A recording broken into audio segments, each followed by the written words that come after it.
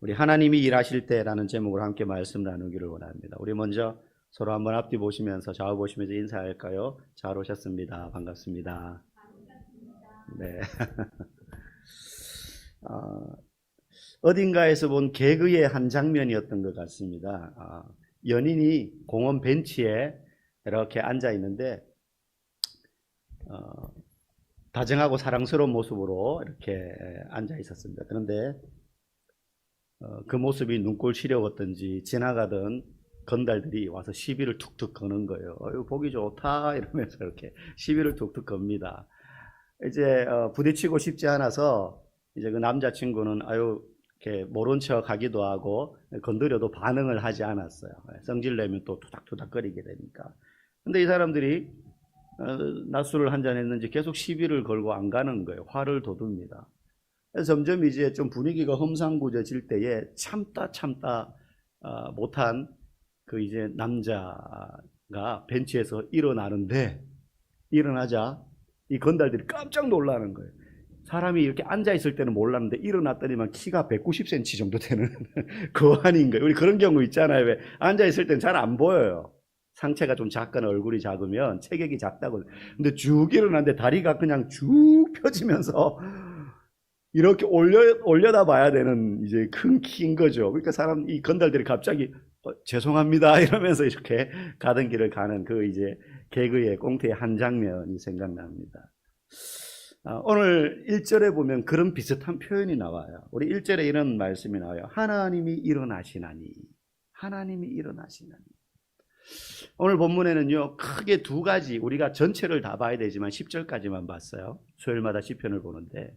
근데 오늘 본문 1절부터 10절까지 읽은 그 내용 중에 특이한 하나님의 행동이 나와요. 첫 번째는 하나님이 일어나실 때 어떤 일들이 일어나는가요? 하나님이 일어나실 때에. 이게 뭐 하나님이 평소에는 앉아 계시다가 이렇게 사람처럼 일어나신다 이런 의미가 아니잖아요. 하나님이 일어나신다는 말은 하나님이 일하신다 이런 뜻이죠. 하나님이 일어나실 때, 일하실 때 어떤 일이 일어나는가? 오늘 1절에 보니까요, 원수들은 흩어지며 주를 미워하는 자들은 주 앞에서 도망하리이다 그래요. 특별히 오늘 본문에 하나님이 일어나시자 원수들이 흩어지고 주를 미워하는 자들은 주 앞에서 도망한다. 문맥을 볼 때 하나님이 일어나신다라는 말은 전투 중에 전쟁을 하고 있어요. 전투 중에 이제 군 지휘관이 어떤 결정을 내리는 상황을 이야기해요. 지금 전황이 치열합니다. 어떤 고지를 두고 서로 막 이렇게 공격과 방어를 막 치열하게 공방이 오가고 있어요. 근데 지금 이 전투를 종지부를 지어야 돼요. 언제까지 지리한 이런 공방전을 할 수가 없잖아요. 희생이 늘어나니까. 그때 이제 이 지휘관이 결단을 합니다. 내가 이것만은 안 하려고 그랬는데. 그러면서 어떤 작전을 내리기를 딱 결단하고 이제 밑에 지휘관들을 불러 모아서 작전회의를 딱 하고 이제 이 작전을 실행하자. 렛츠고! 하는 거죠, 이제. 그때 일어나다 이런 표현을 쓴다는 거예요. 그러니까 하나님이 자기 백성들을 향하여서 어떻게 일하신다는 거예요? 전투의 지휘관이 되셔서 여러분 성도의 인생을 뭐라고 비유합니까? 영적 전쟁으로 비유하잖아요. 성경 곳곳에. 우리가 그냥 아침에 나가서 땀 흘려서 일을 하고 돈을 벌고 가정생활을 하지만 영적인 관점에서는 그게 이 악한 공중권세 잡은 영적인 세력들, 이 세상의 배후 세력들과 영적인 전쟁을 쉼없이 벌이고 있는 것이거든요. 그때 하나님이 그 영적 전쟁 가운데 지휘관이 되어서 결단을 하시고 결정적인 순간에 일하시기 위하여 일어나신다는 거예요. 하나님 일어나신다는 거예요. 아까 찬양하면서 잠깐 그런 멘트도 했었지만 어떤 사람이 길을 막 걸어가는데 그리스도인이 길을 걸어가는데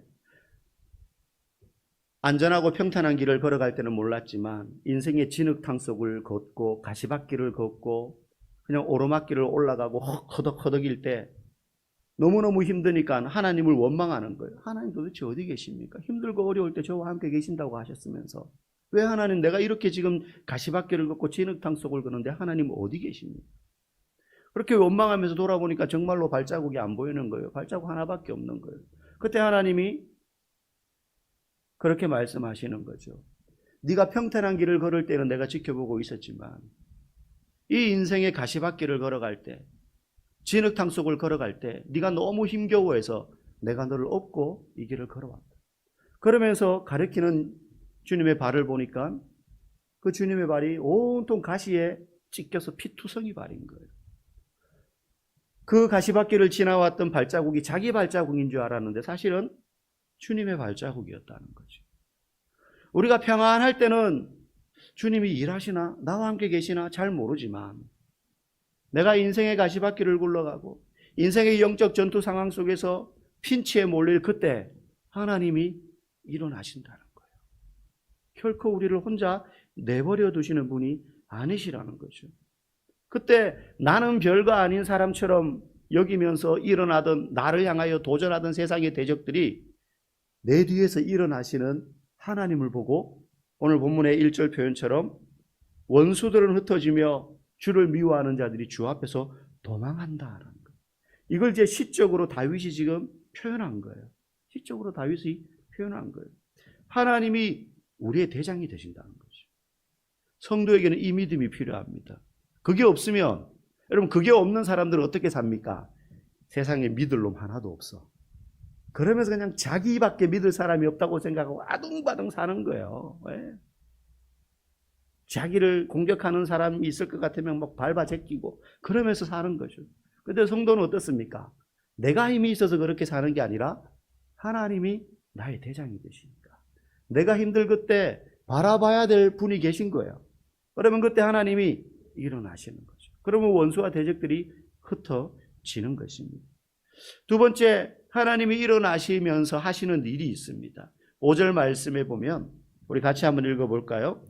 그의 거룩한 처소에 계신 하나님은 고아의 아버지시며 과부의 재판장이시라. 고아와 과부를 돌보신다는 거예요.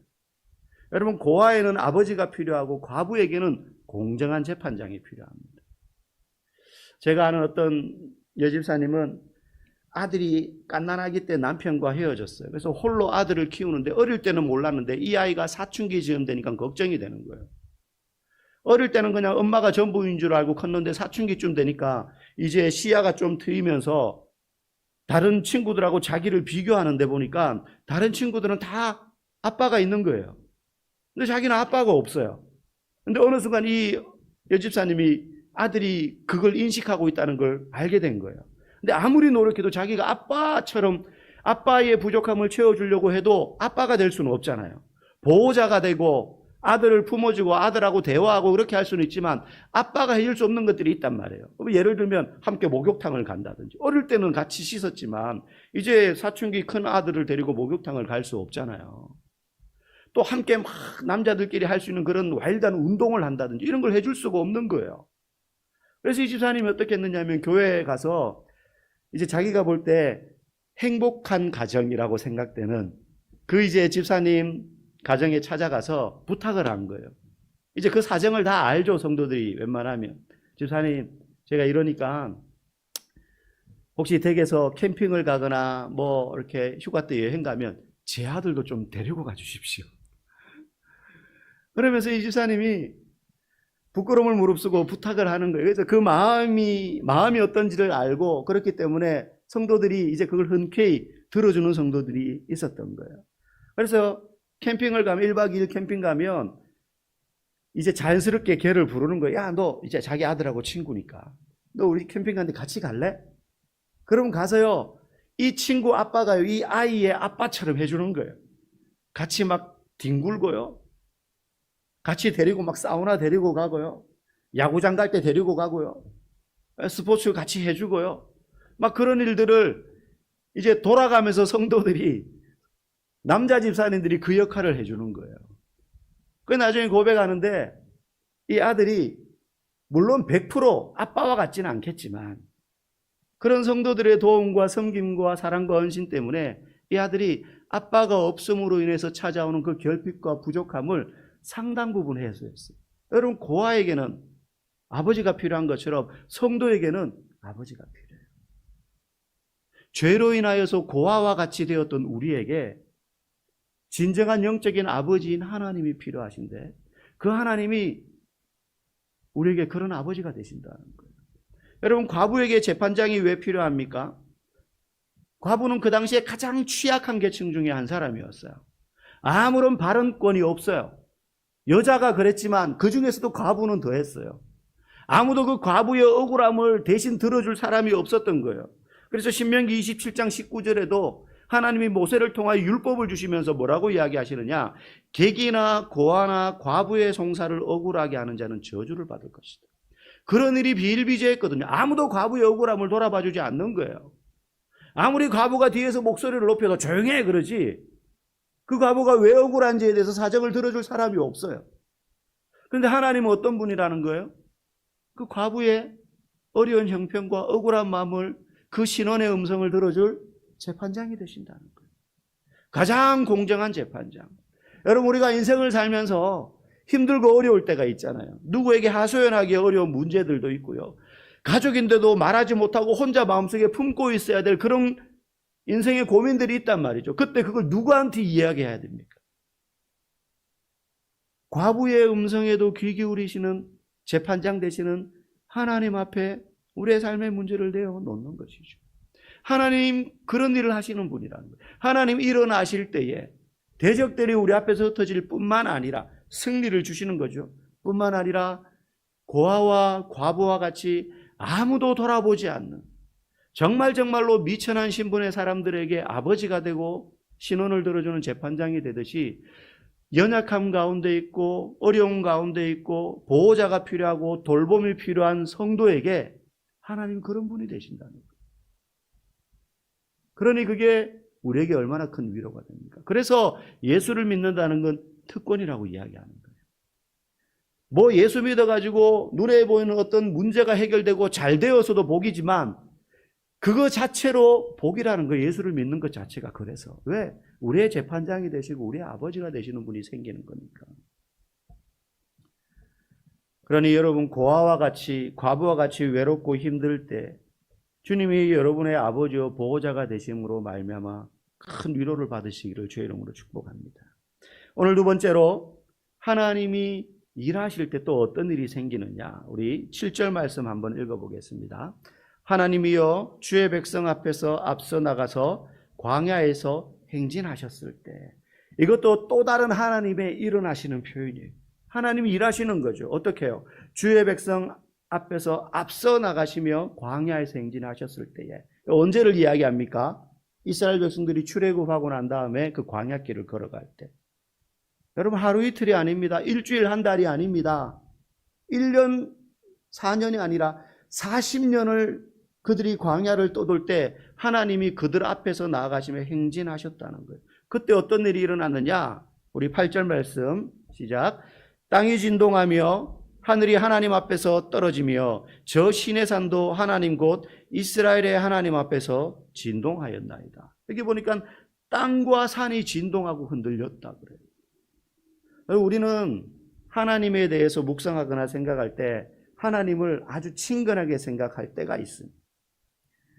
때로는 그게 지나쳐서 하나님을 아주 작은 분으로 생각해요. 하나님을 작은 분으로 생각한다는 것이 능력이 없는 분으로 생각한다는 말이 아니에요. 하나님 능력이 있는데 그 능력을 아주 축소해가지고 나보다 조금 더 능력이 있는 분. 그래서 내가 해결하기 힘든 문제 정도를 해결해 줄 수 있는 분 정도로 생각해요. 그저 내가 아프면 아픈데 고쳐주고, 고민이 있으면 고민 상담해주고, 그래서 마음을 좀 후련하게 해주시는 그런 정도의 분으로 우리가 하나님을 작게 생각할 때가 있어요. 그런데 하나님은 오늘 본문의 표현에 의하면 그분이 앞서서 행진하실 때 어떤 일이 일어났습니까? 땅이 진동하고 산도 흔들렸다 그랬어요. 하나님이 앞서 나가실 때에 땅이 진동하고 산이 흔들리도록 하시는 분이라는 거예요. 한마디로 하나님은 이 세상의 어떤 자연 만물을 초월하시는 분이라는 거예요. 하나님 그렇게 크신 분이에요. 여러분, 만약에 사람들 중에 그런 힘과 능력이 있는 사람이라면 그걸 어떻게 사용할까요? 아마 여러분에게 하나님과 같은 능력이 있다면 여러분 어떻게 사용하시겠습니까? 예전에 그 외국의 영화 중에 그런 영화가 있어요. 신이 된 사나이. 어느 날 갑자기 이 사람이 신과 같은 능력을 부여받은 거예요. 말하면 말하는 대로 다 되는 거예요. 사람의 마음이 다. 뭐 자동차, 길을 걸어가는데 비켜 그럼 자동차들이 홍해처럼 다 갈라지고. 이거 코미디 영화였어요. 근데 이 사람이 그 능력을 어떻게 사용합니까? 네. 모든 여자들이 자기를 사랑하게 만들고, 이제 코미디니까, 이제 평소에 자기 속에 있던 욕망을 실현하는데 그 능력을 막 사용하는 거예요. 네. 그러면서 이제 막 엉망진창이 되는, 나중에. 처음에는 좋죠.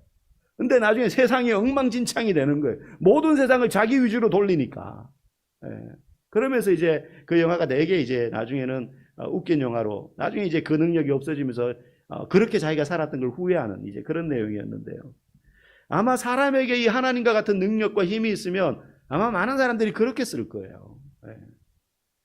제가 어떤 영상을 봤는데요. 외국의 어떤 남자인데 이 사람이 되게 부자예요. 그래서 아마 남자분들은 한 번쯤 들어보셨을 거예요. 자동차 중에 람보르기니라는 자동차. 한 대에 막 4억, 5억, 10억씩 하는 자동차입니다. 수작업으로 만드는 자동차래요. 그래서 밟으면 우왕 탱크 소리 나는 그런 자동차예요. 이제 그런 차를 타고 다니면서 자기가 그런 차를 타고 다닌다는 거를 이제 자랑 삼아 영상으로 찍어서 올리는 사람이었어요. 사람들이 다 부러워하는 거죠. 근데 이 사람이 어느 날 영상을 올렸는데요. 영상 속에 이 남자가 운전을 하는데 눈물을 흘리는 거예요. 울면서 그 차를, 람보르기니 차를 운전을 해요. 근데 보니까 언제 더 우느냐 하면 이 가속 페달을 밟아가지고 왕 차가 이제 속력을 붙여서 나갈 때 이 사람이 막 흐느끼는 거예요. 사람들이 전부 다 댓글을 달기를 전 재산 통틀어 가지고 저 비싼 차를 타놓으니까 이게 연비도 떨어지지 않겠습니까? 그런 차는 가속할 때마다 기름이 줄줄줄줄 새니까 그것 때문에 마음이 아파서 운다. 그냥 이제 다 농담조로 그렇게 막 다는 거죠. 얼마나 슬프겠냐. 카푸에 비에 뭐 이러면서 막 달았어요. 근데 나중에 뒤에 올라오는 장면을 보니까 그런 게 아니었어요. 이 사람 옆에 다른 남자가 타고 있었어요. 그 옆에 보조석에. 근데 보니까 이 사람이 상태가 좀 이상해요. 보니까 온몸이 베베 꼬인 뇌성소화마비 환자예요. 청년이에요.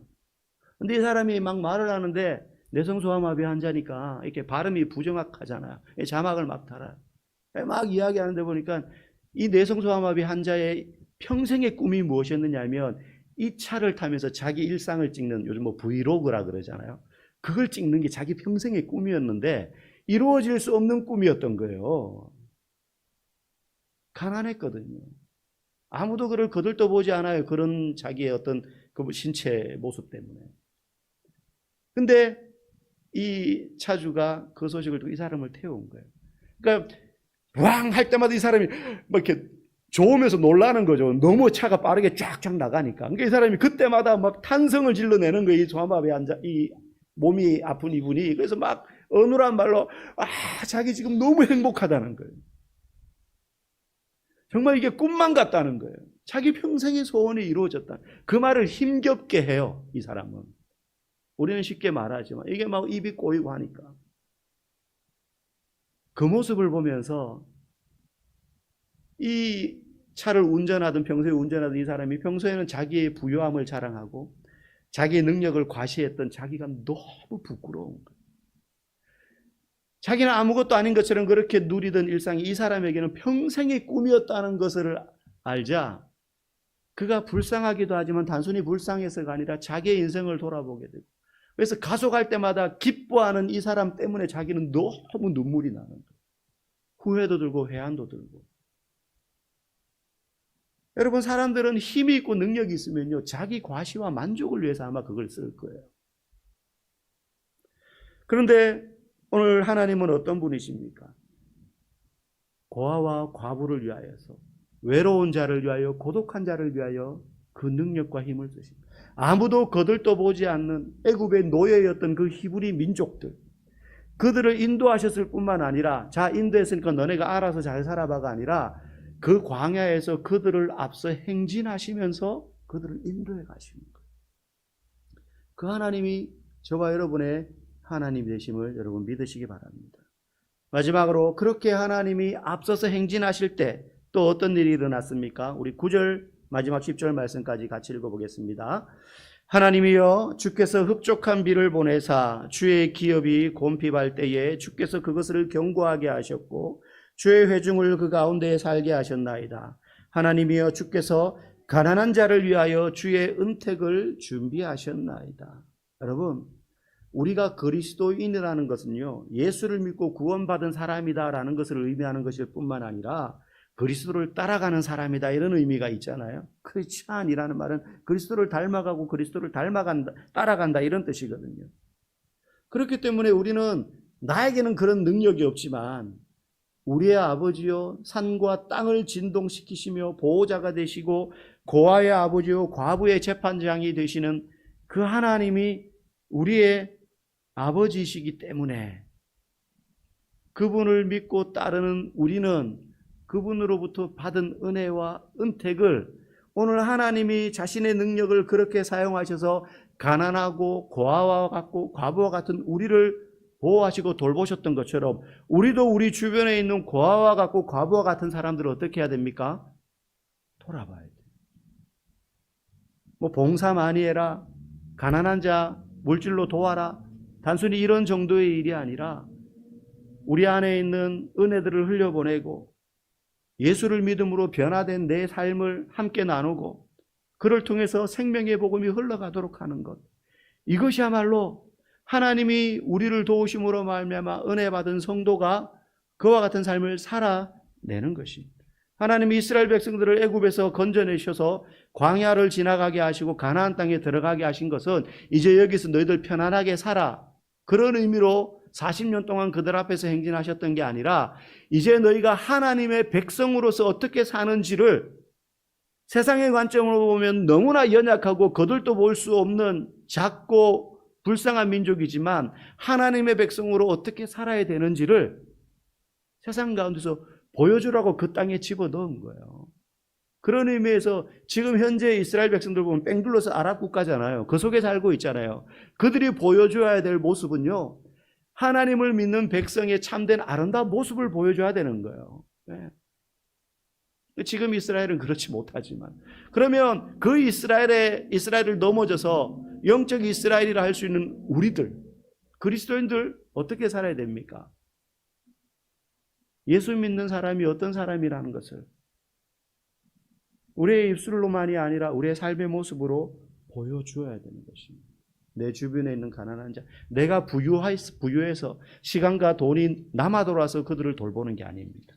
없지만, 연약하지만, 그럼에도 불구하고 주님이 우리를 위하여 그렇게 하셨던 거죠. 우리도 그렇게 해야 된다는 것이죠. 저와 여러분들이 하나님이 일어나실 때에 이러한 일들이 일어남으로 우리가 그 혜택을 받은 것처럼 우리도 그 주님과 함께 그 일들을 우리의 능력만큼, 요만큼이라도 십시일반 나눠서 나는 요만큼, 너는 요만큼, 우리 교회가 이만큼 하면 또 다른 교회가 이만큼, 그렇게 나누어 함으로 이 세대 가운데 지금도 여전히 하나님이 일하고 계시다는 것을, 하나님이 일어나실 때 세상이 변하고 연약한 자들이 힘을 얻게 된다는 것을 우리의 모습을 통하여서, 우리 교회를 통하여서 이 세대 가운데 흘려보내고 드러낼 수 있는 그런 또 우리 교회가 되기를 주님의 이름으로 간절히 축복합니다.